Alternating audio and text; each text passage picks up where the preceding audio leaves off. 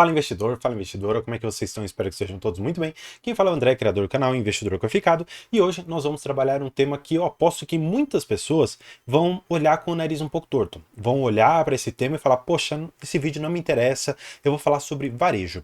Mas eu vou pegar um segmento aqui do varejo, eu vou destacar esse segmento para que então nós tenhamos um panorama geral de um cenário que eu acho que pode sim se concretizar. Claro, tudo isso que eu vou falar é a partir de uma reportagem que eu vi no Infomoney, mas que eu vou trabalhar com muito mais vagar alguns itens que eu acredito que são de suma importância para sua compreensão a respeito do setor. E se você é membro ali do canal, você já sabe que para a carteira que eu tenho lá dentro, exclusiva para os membros, uma carteira que eu iniciei agora em 2024, que eu imagino que terá resultados extremamente interessantes nesse ano de 2024, você sabe qual destas que eu vou escolher aqui, qual dessas eu coloquei dentro da minha carteira. E se você sabe que empresa é essa, deixa aqui nos comentários para ver se você está atento. E claro, se você quiser ter mais compreensões e um aprofundamento razoável em cada uma dessas empresas, fica comigo para logo após o vídeo. Então, vamos pro vídeo.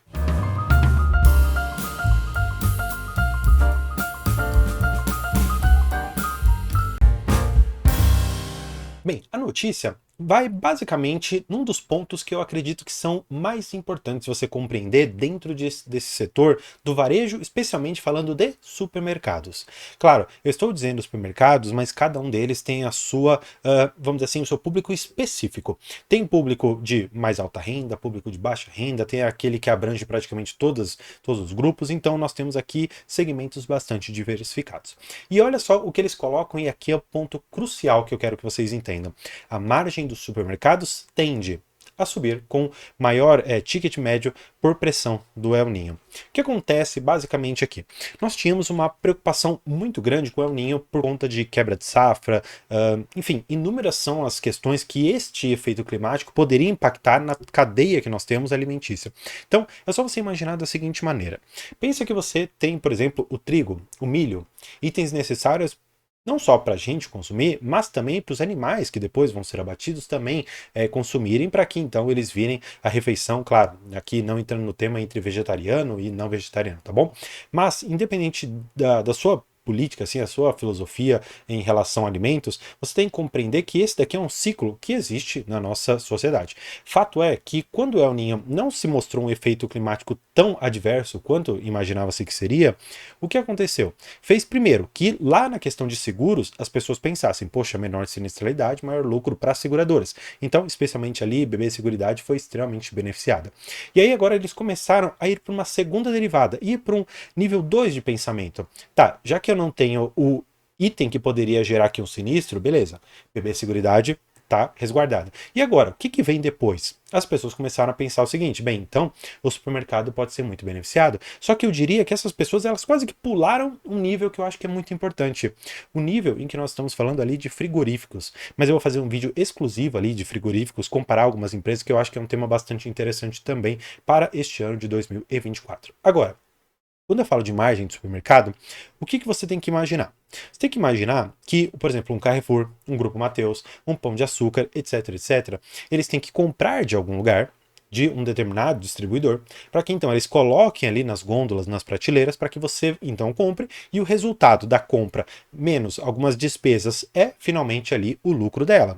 Então, compreendido isso, você precisa ver que a questão da margem é muito importante. E eu já vou trazer você aqui para um comparador aqui de ações. Eu quero mostrar este item. E eu só quero deixar claro que em relação ao Pão de Açúcar, nós temos algo muito, muito, muito específico, que foi a saída ali do cassino. Enfim, essa margem ela não é muito boa aqui para a gente comparar, porque menos 1.200 de margem líquida, não bate, tá bom? Então, só para a gente deixar claro, o Pão de Açúcar ele será tratado aqui apenas lá no ITR. A gente não vai conseguir comparar exatamente aqui com os outros players, porque fica um pouco fora aqui dos números que efetivamente a empresa tem.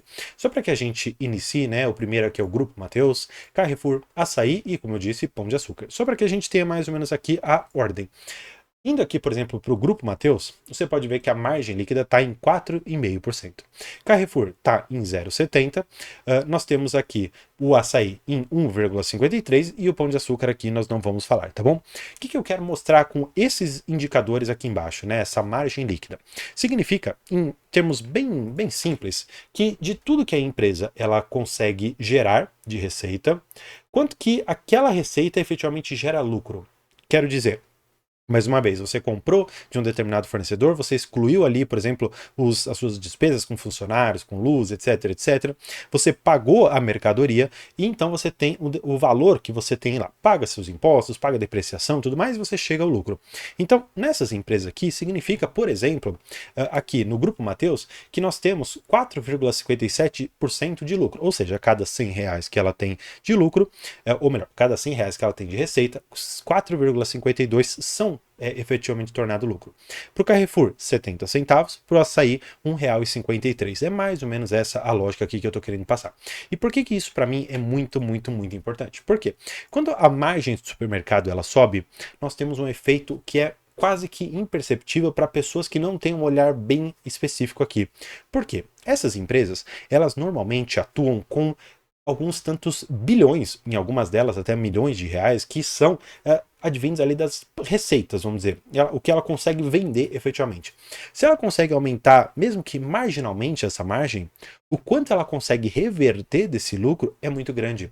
E claro, eu posso ir para algumas demonstrações aqui depois para a gente dar uma olhada, mas eu quero ir ponto por ponto para a gente construir um raciocínio e enxergar se algumas dessas empresas podem fazer parte do seu portfólio e claro, algumas delas até pagam dividendos. E olha só que interessante, depois eu vou trazer tudo isso aqui para vocês. Vamos lá. O que é importante e eles colocam aqui? O consumo alimentar não é tão cíclico e o poder de compra da população está em cenário mais benigno e atacarejos podem repassar alta imediatamente para clientes. Que altas são essas? Altas decorrentes do reajuste inflacionário de alguns itens de consumo e até mesmo a ideia de que você tem que reajustar, por exemplo, o salário mínimo. Você reajusta ali uma pessoa que ganha, por exemplo, 3 salários mínimos, vai ter o reajuste correspondente a esses 3 salários mínimos, você tem esse aumento na sua despesa, você tem que, consequentemente, também aumentar o seu produto, aumentar o valor do produto, para você fazer frente a esse aumento e, no final das contas, não ficar deficitário. Então, isso é muito importante você compreender, tá? Seguindo aqui, eles colocam um pouco mais sobre o supermercado, a tendência é uma margem financeira maior, tá bom? À medida que o efeito climático do El Niño acarreta mudança na temperatura, penaliza a lavoura, potencializa a elevação de preços dos alimentos, enfim, mas um patamar não tão forte a ponto de comprometer o volume de vendas. Olha só que interessante o que eles colocam aqui. Ó, o El Niño pode acarretar mudanças na temperatura que podem penalizar as lavouras, potencializando o que? A elevação do preço dos alimentos. Porque se o trigo fica mais caro, você consegue repassar. Só qual que é o ponto aqui?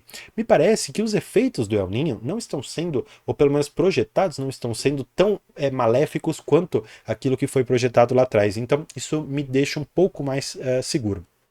Eu, particularmente, gosto um pouco desse consumo alimentar, porque, diferentemente de outros segmentos do varejo, você tem um consumo que eu digo que ele é não cíclico ou inelástico. O que significa isso? Significa o seguinte, quando você tem um elástico, você vai tensionando esse elástico, você vai tensionando, significando, quando ele está no máximo ali da tensão, que você está no máximo da demanda, no máximo da venda, no máximo, por exemplo, de uma commodity ou etc, etc. Quando você, por exemplo, solta esse elástico, ele reprime, significando de uma certa maneira que ou a sua demanda ficou menor, seu volume de vendas menor, o preço do seu produto caiu, enfim, são inúmeros os fatores que podem impactar. Quando você tem uma demanda não cíclica ou inelástica, como eu gosto de chamar, o elástico ele nunca estará totalmente tensionado, tampouco estará ali sem nenhuma tensão. Ele estará numa média. Média essa significando basicamente que os itens que essa empresa ela vende, os itens que ela produz, são necessários e recorrentes. Para facilitar um pouco mais a compreensão, você vai sempre ao supermercado para comprar um arroz, comprar um feijão, comprar qualquer item ali que você precise. Diferentemente, você não vai todo dia, ou pelo menos cada semana, numa Casa Bahia, numa Magazine Luiza, comprar um computador, comprar, por exemplo, um item eletrônico ali para você. Então, olha só a diferença de uma coisa e outra, e mostrando que no setor de varejo, você tem aquilo que pode ser o suprassumo e aquilo que eu efetivamente gosto de deixar ali para estudo, mas fora exatamente ali da minha carteira, tá bom? Para a gente olhar um pouco aqui a questão de distribuição de dividendos, tá bom? Vou mostrar para vocês. O Pão de Açúcar, ele tem um histórico de pagar alguma coisa, tá bom? Em 2021 chegou aqui a R$ 2, mas se eu não me engano isso aqui foi, vamos dizer assim, quase que um não recorrente, né? Distribui 1,70 de juros sobre capital próprio, não é algo tão normal. Mas você tem que considerar que esta empresa ela vem pagando dividendos praticamente aqui de forma recorrente. Isso é muito interessante. O Grupo Mateus, por outro lado, é uma ação mais nova que nós temos na bolsa, não pagou dividendos neste momento, mas não impede, já que ele é um dos que tem a maior margem líquida dentro do setor, de futuramente, fazendo a expansão das lojas que ele tem lá no Nordeste, conseguir então maturar tudo que ele precisa, conseguir colocar as lojas exatamente onde ele precisa, então fazer um pagamento de dividendos para você. O Grupo Assaí também, eu coloquei o máximo, basicamente ele pagou em 2021, pagou em 2022, pagou em 2023 e pode pagar em 2024. Mas eu quero que você se atente aos valores nominais. Tá? Eu estou falando aqui de 9 centavos, 15 centavos, estou falando de 6 centavos. Não é uma empresa que recorrentemente paga altos dividendos, tanto é que o seu yield está sempre aqui na casa de 0,3% até 1%, então é bem pouco que ela paga, tá bom? E por fim, nós temos o Carrefour, uma empresa que também paga com uma certa constância, pagando 2018 até 2023, mas também nominalmente não é um valor muito alto, tá? Tanto é que ela pagou aqui 80 centavos em 2021, esse foi o maior dividendo dela.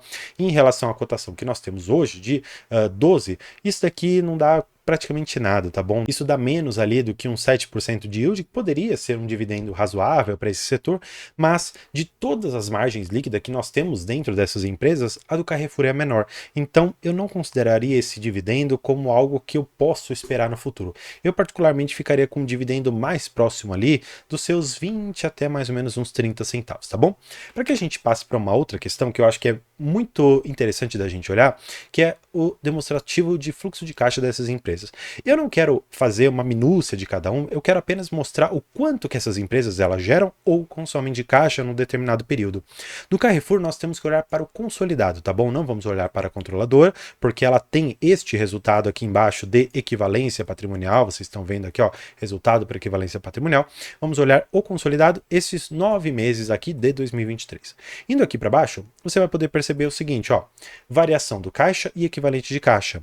Nós tivemos, basicamente aqui, uma redução de 7 bilhões de reais nesses 9 meses de 2023. Então, olha só, eles começaram o período com 10 bi e eles finalizaram estes 9 meses que nós temos aqui com 3, significando que nós tivemos um consumo de 7 bilhões de reais. Então, o que você consegue extrair hoje do Carrefour? Você consegue extrair que é uma empresa que está queimando caixa. Vamos agora para sendas de distribuição, ou seja, o próprio açaí. Vamos ver como é que estão as coisas. Ó, vamos pegar aqui o 9 meses de 2023, vamos aqui mais uma vez no final, e olha só que interessante, uma outra empresa que está queimando caixa. Ó, aumento de caixa ou equivalente, aumento ou redução.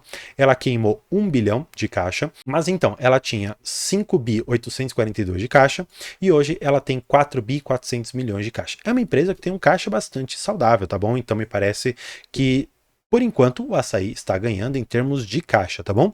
Vamos lá, vamos agora para o Grupo Mateus. Aqui, vamos pegar os 9 meses de 2023, vamos lá para baixo para ver se está queimando caixa ou não. Mais uma vez, aqui ó, queimando caixa, queimando 678 milhões, tendo hoje 1 bilhão e 100 milhões dentro do seu caixa. Por fim, nós vamos aqui para a CIA Brasileira de Distribuições, aqui basicamente é o Pão de Açúcar, né, que nós temos, e vamos aqui embaixo para o seu caixa. Vamos ver aqui embaixo. Ó, é uma empresa que, mais uma vez, queimou aqui um pouco de caixa, tá vendo? Ó, queimou 755 e tem hoje 2.877. Então, assim, de todas, me parece que aqui hoje tem mais caixa é a própria Açaí, a Senda Distribuidora. Se eu pudesse escolher alguma dessas aqui, eu particularmente penso que ou eu ficaria com aquela que tem maior margem ou com aquela que tem maior caixa. Olhando aqui para os grupos, por exemplo, que elas atendem, você também tem que ter um viés de crescimento num determinado segmento, talvez, da nossa população, ou até mesmo um segmento geográfico do nosso Brasil. Eu vou deixar aqui para vocês o convite para vocês se tornarem membros do canal, porque lá eu fiz uma escolha bem precisa, dizendo os motivos pelos quais eu acredito que essa é a carteira mais interessante para os membros do canal. Claro, não será e nunca poderá ser uma recomendação para você. Exatamente por isso que dentro da nossa área de membros, você tem a possibilidade de conversar 1 hora comigo a respeito da sua carteira de investimentos. E claro, tem outros conteúdos que eu acho que são muito valiosos lá dentro, como as lives que eu já fiz, tem também conteúdos educacionais, tem aulas a respeito de balanços, tem aulas sobre, por exemplo, demonstrativo de fluxo de caixa, te mostrando exatamente como compreender e entender mais a fundo essa análise de empresas. E claro, tem análises individuais que eu faço lá dentro, e isso eu acho que é muito barato pelo preço que eu estou colocando ali para você. Então, espero que você goste dessa proposta, tenha compreendido e gostado desse vídeo, e por hoje é isso. Muito obrigado e tchau!